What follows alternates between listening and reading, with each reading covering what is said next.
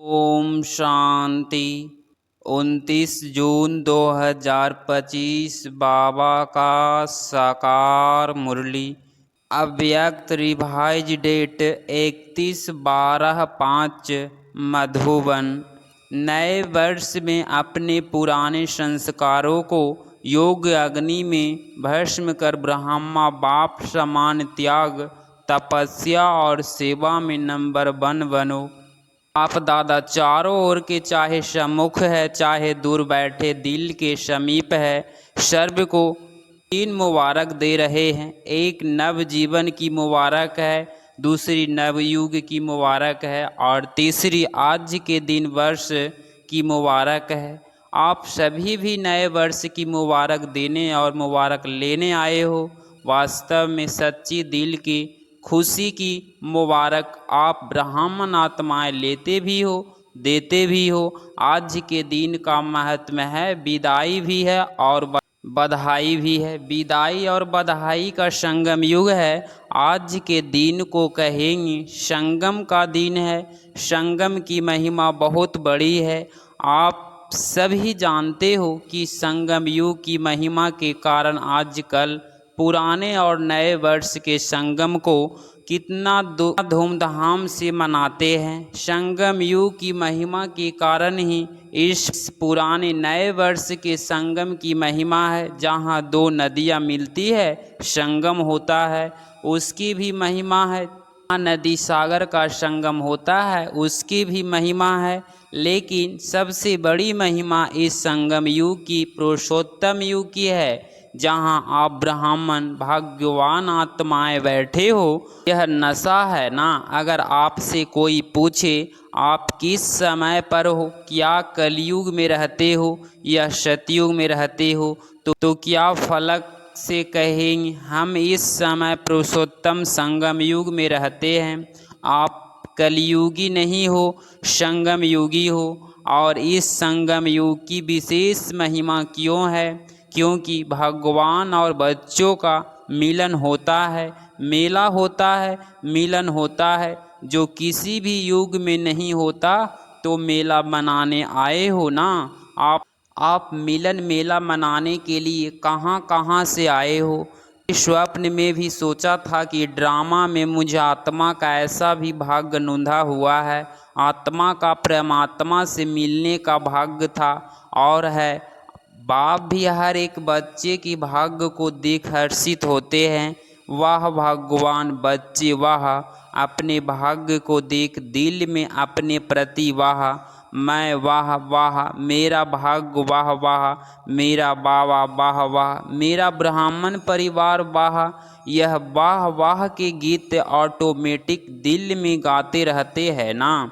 तो आज इस संगम के समय अपने अंदर सोच लिया है कि किस बातों को विदाई देनी है। सभी ने सोचा है सदा काल के लिए विदाई देनी है, क्योंकि सदा काल के लिए विदाई देने से सदा काल की बधाई ना सकेंगे। ऐसी बधाई दो जो आपके चेहरे को देख जो भी आत्मा सामने आए वह भी बधाइयाँ प्राप्त कर खुश हो जाए। जो दिल से बधाई देते वह लेते हैं, वह सदा ही कैसे विदाई देते हैं।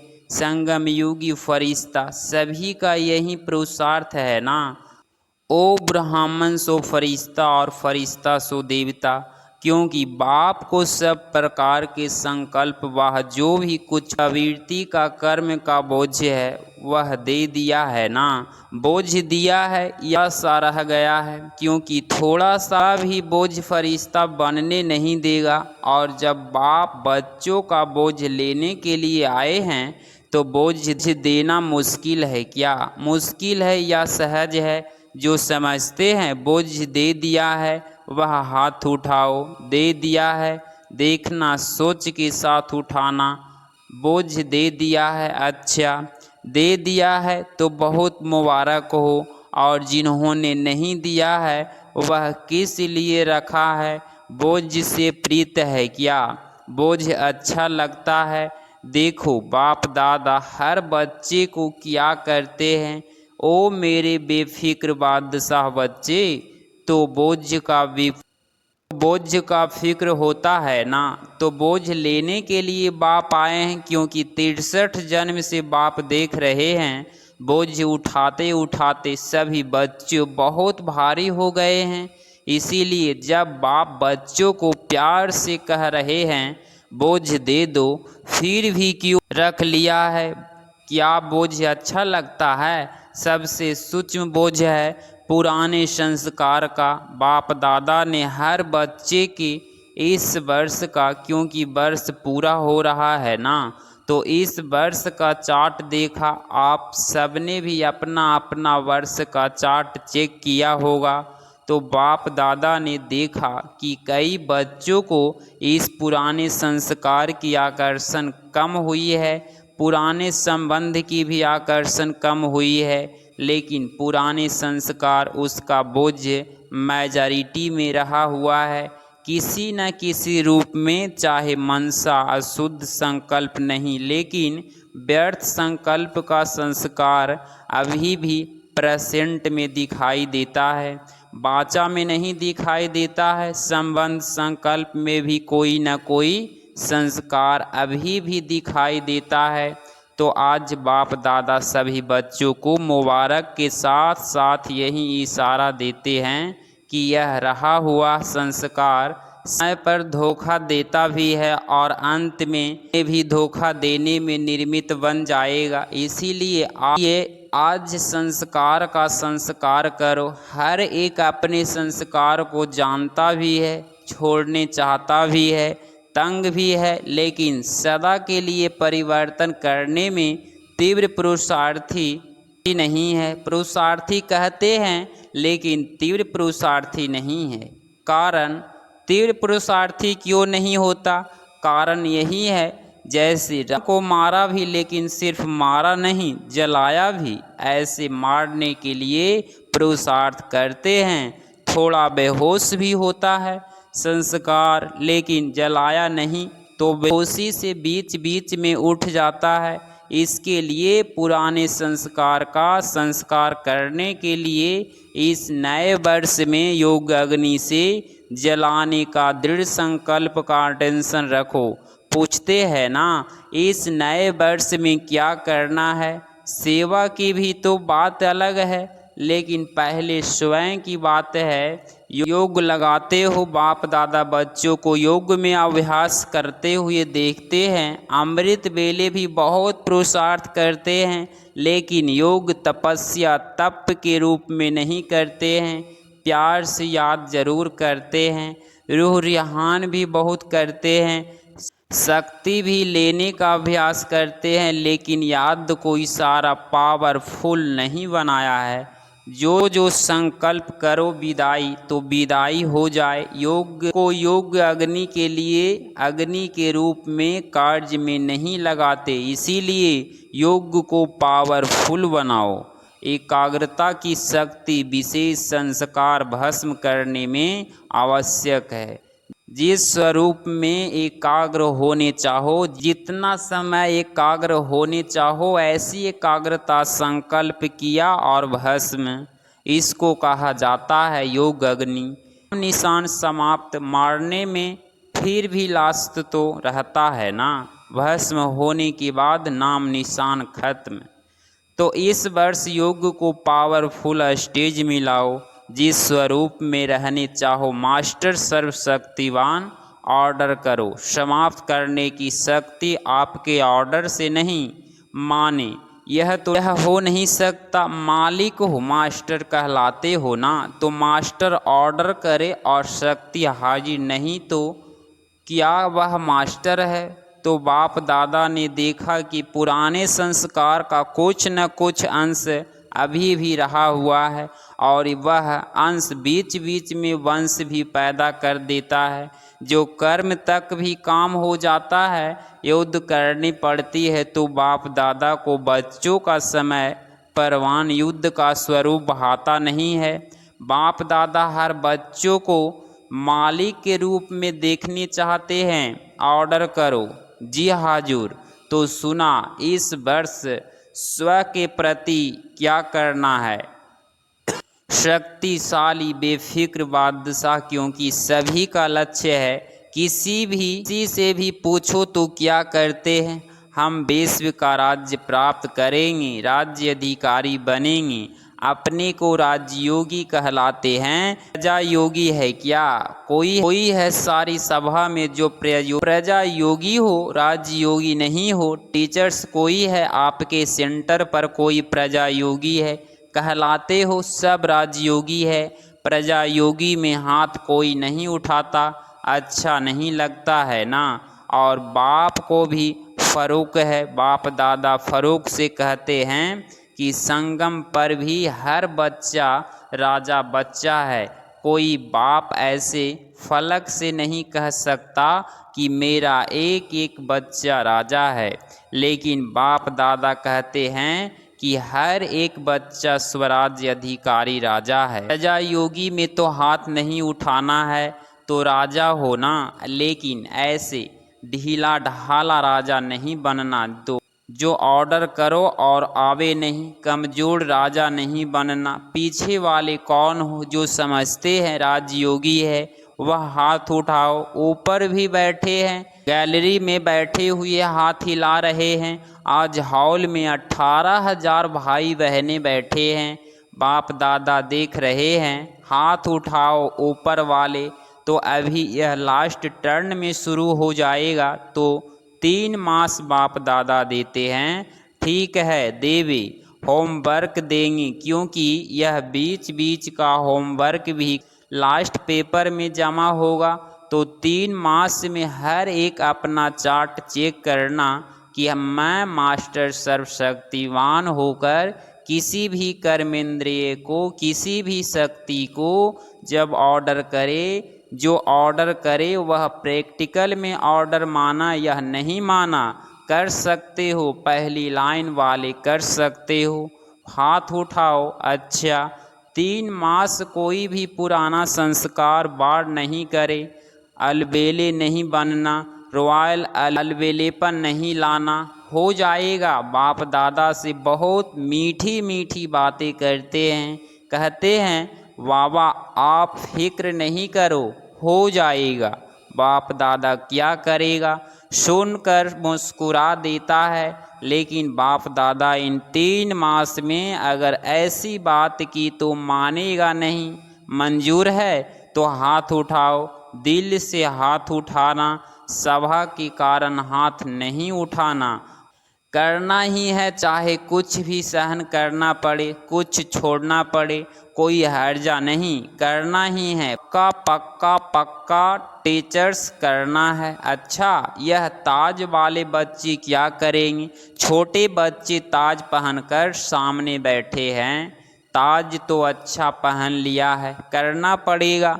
अच्छा, देखना बच्चे हाथ उठा रहे हैं, अगर नहीं करेंगे तो क्या करें वह भी बता दो। बाप दादा की सीजन में एक बार आने नहीं देंगे, क्योंकि एक बार नहीं, एक बार सीजन में एक बार आने नहीं देंगे, क्योंकि बाप दादा देख रहे हैं कि समय आपका इंतज़ार कर रहा है। आप समय का इंतज़ार करने वाले नहीं हो, आप इंतजाम करने वाले हो। समय आपका इंतज़ार कर रहा है। प्रकृति भी, सतो प्रधान प्रकृति आपका आह्वान कर रही है। तो 3 मास में अपनी शक्तिशाली स्टेज में रहे हुए संस्कार को परिवर्तन करना। अगर 3 मास अटेंशन रखा ना तो आपका आगे भी अभ्यास हो जाएगा। एक बारी परिवर्तन की विधि आ गई ना तो बहुत काम में आएगा। समय का आप इंतज़ार नहीं करो, कब विनाश होगा, कब विनाश होगा। सब रूहान में पूछते हैं, बाहर से नहीं बोलते लेकिन अंदर बात करते हैं। पता नहीं कब विनाश होगा, 2 साल में होगा, 10 साल में होगा, कितना साल में होगा। आप क्यों समय का इंतज़ार करें, समय आपका इंतज़ार कर रहा है। बाप से पूछते हैं तारीख बता दो, थोड़ा सा वर्ष बता दो, 10 वर्ष लगेंगे, 20 वर्ष लगेंगे। कितना वर्ष लगेंगे? बाप दादा बच्चों से प्रश्न पूछते हैं कि आप सब बाप समान बन गए हो। पर्दा खोलो कि पर्दा खोलेंगे तो कोई कंघी कर रहा है, कोई फेस को क्रीम लगा रहा है। अगर एवर रेडी हो, संस्कार समाप्त हो गए तो बाप दादा को पर्दा खोलने में क्या देरी लगेगी? एवर रेडी तो हो जाओ ना। हो जाएंगे करके कह के बाप को बहुत समय खुश किया है। अभी ऐसा नहीं करना, होना ही है, करना ही है, बाप समान बनना है।